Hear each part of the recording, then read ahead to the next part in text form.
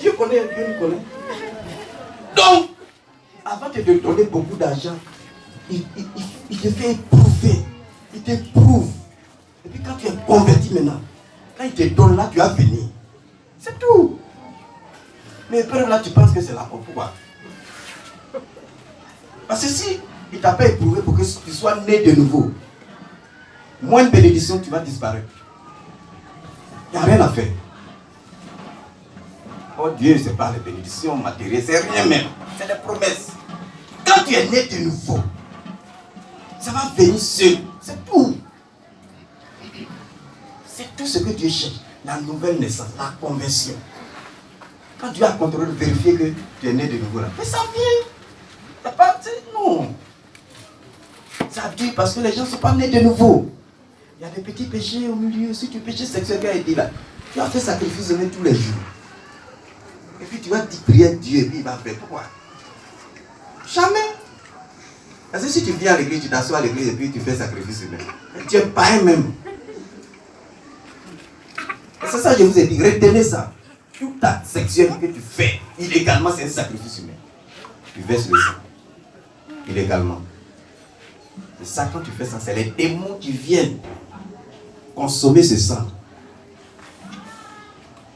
C'est illégal.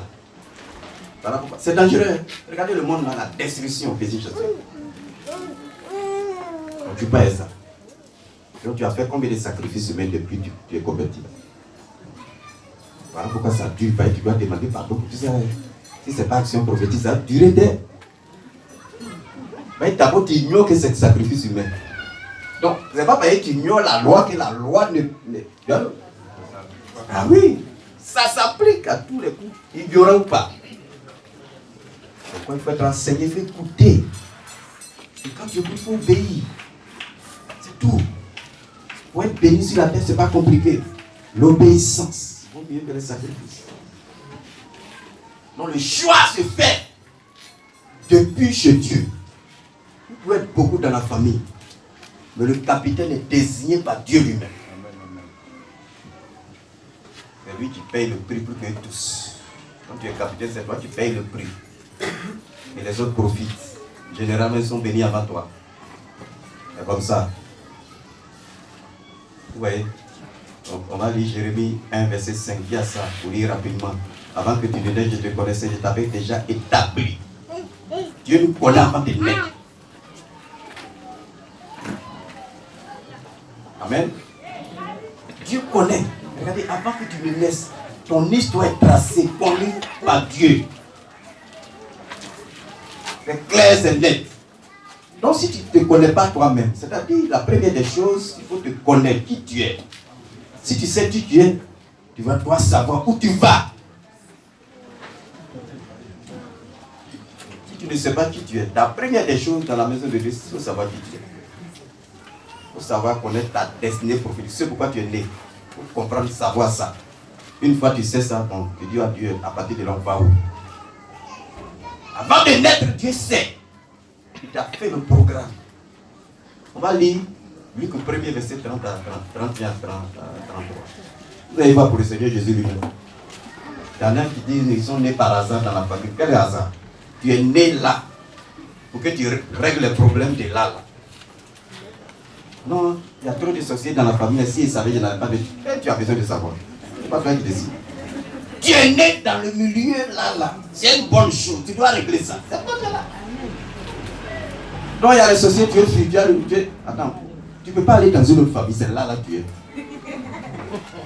Oui, mais tu es né pour régler le problème de ça. Et puis tu dis, il y a trop de sorciers. Donc, c'est pour ça que tu es là, pour régler. Je te lis la parole de Dieu. Luc 1er, verset 31 jusqu'au verset 33. Et voici, tu deviendras enceinte. Et tu enfanteras un fils. Et tu lui donneras le nom de Jésus. Il sera grand. Et sera appelé fils du Très-Haut. Et le Seigneur Dieu lui donnera le trône de David, son père. Il régnera sur la maison de Jacob éternellement. Et son règne n'aura point de fin. Voilà la destinée prophétique du Seigneur Jésus. Avant de naître. Dieu est pareil.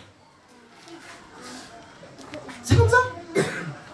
Avant de venir dans la famille où tu es, dans le village où tu es, dans la région où tu es, dans le pays où tu es, Dieu a déjà dit ça là sur ta vie, sur la vie de tes parents.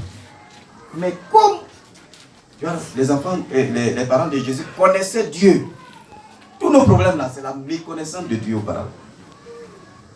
Ou du moins des lois de Dieu. Ils disent qu'ils connaissent Dieu, mais ils ne connaissent pas les lois de Dieu. Dans toutes les églises, ils parlent de Dieu, mais quel Dieu, le vrai? Je vous ai dit, le nom propre de Dieu s'appelle Jésus. Ils ne connaissaient pas Jésus, quoi. Donc, leur Dieu était des bois, des cailloux, des forêts. Or, si tu adores autre chose que Jésus, c'est la rébellion. C'est-à-dire, la rébellion au-dessus de toutes les rébellions.